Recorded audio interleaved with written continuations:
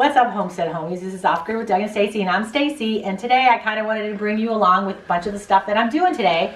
And I had gotten a 5-pound bag of organic carrots. So I went ahead and cut up about 3 quarts. I only had a few left of my garlic carrots that are a staple here. I love them. I use them all the time. So I always like to have those. And I'm thawing out some lamb burger because, of course, we're having a version of taco night tonight. And I wanted to show you, we did a poem contest for the children here on our channel about what it means to them to be a homesteader, or what it means to them to be self-reliant, self-sufficient. So I wanted to read a couple to you today.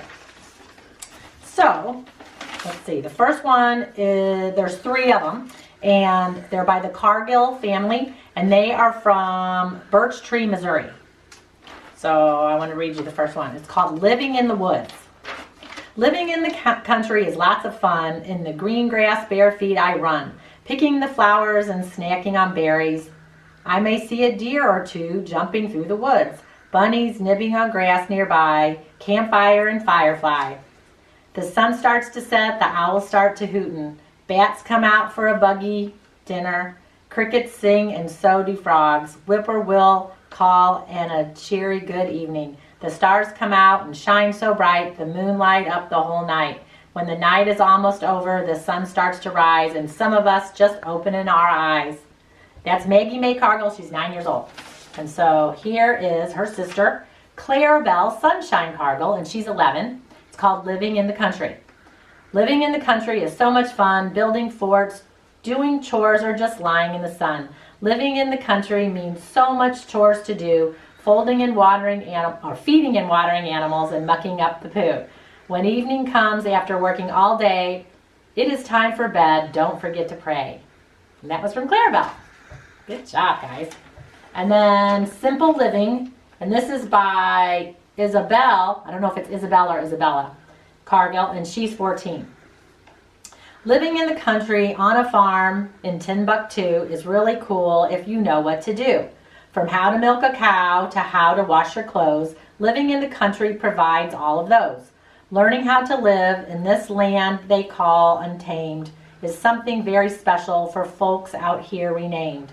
Staying warm in winter with wood stoves as your heat, keeping cool in the summer, no shoes on your feet.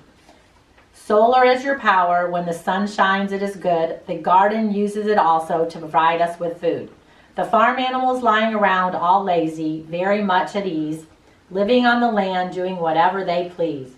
The people, though work hard, keep food on the table, each lending a hand, doing whatever they are able. The sky in the country is blue, bluer than the sea, beauty all around as far as an eye can see.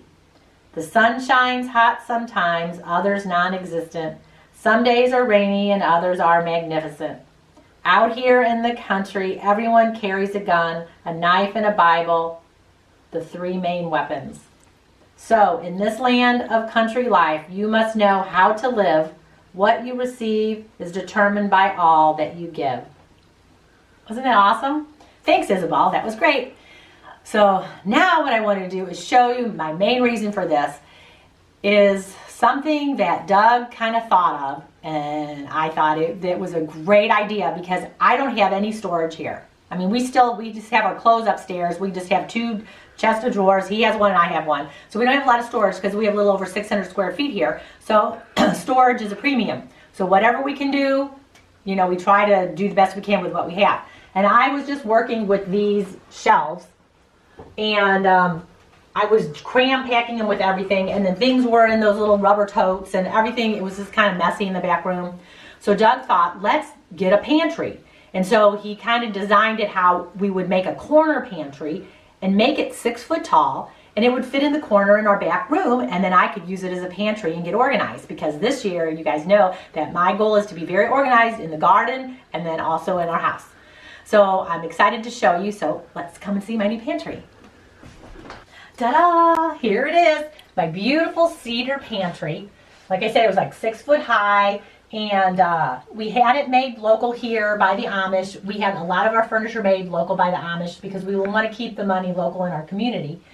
And they do such great work. And when we went and picked it up, I mean, you know, when you kind of have something in your mind and then they're writing it out and he's trying to figure out, you know, the dimensions, because I wanted to make sure that I had enough room to put some 5-gallon buckets in there, and then there would be enough room to store my things just like a regular pantry. And I love the way it kind of sits into the corner. So like when I walk in, if I had a regular square kind of pantry, it would kind of block off the room. So now I have all this open area here in our room, and it's very ergonomic, and I'm very happy. So you want to see inside?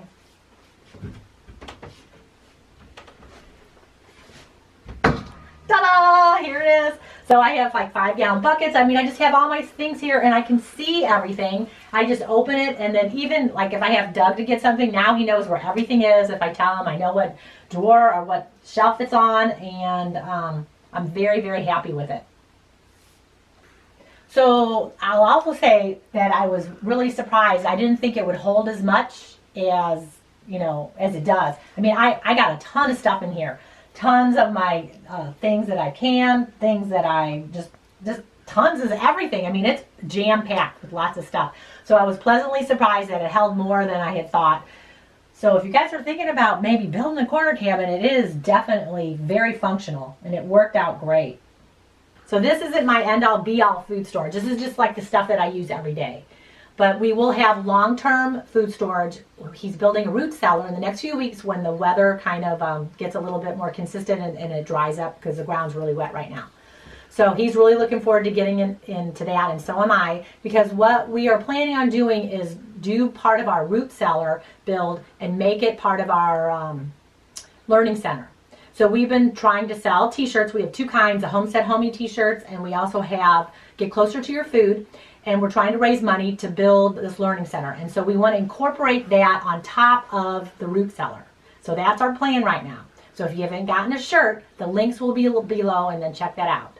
But like I said, this is my kind of everyday use. And then my shelves out there, I'm going to use that. So when I'm doing my kombucha, or I'm fermenting anything, or my vegetables, things, I'm going to use that for that in my dishes. So basically that's outside.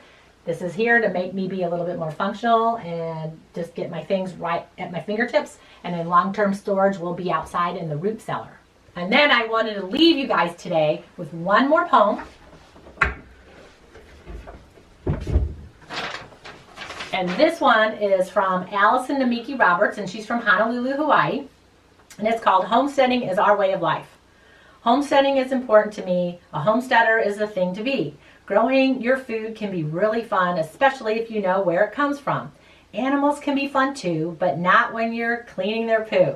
Parents have chores to do throughout the day while their kids are out at play. We think our tortoises are really cool, and our ducks have their own pool. We raise quail for eggs and meat, and all of our dogs get lots of treats. Yes, our rabbit is just for pleasure, but our guinea pig is the real treasure. While our chicken roams around, our fish and turtles make no sound. Though our property is very small, we make sure to use it all. Homesteading is our way of life. We choose to do it, and we do it right. Thanks, Allison. That was great, too. These are great. Weren't they great, guys? I'm going to be reading a few more poems, and so are Doug. And then I will decide. We're going to pick 3 winners, so that'll be in the next, week or so when we decide that. But as always, I just wanted to kind of bring you along, let you know what I was doing, and I'm really excited about my new pantry. And check us out on Facebook, Instagram, and Twitter, and I will look forward to seeing you guys later. Have a great day. Bye. Hey guys, thanks for watching our video. You might want to check out these videos. And if you want to become a Homestead Homie, click the picture of us below. We will see you tomorrow.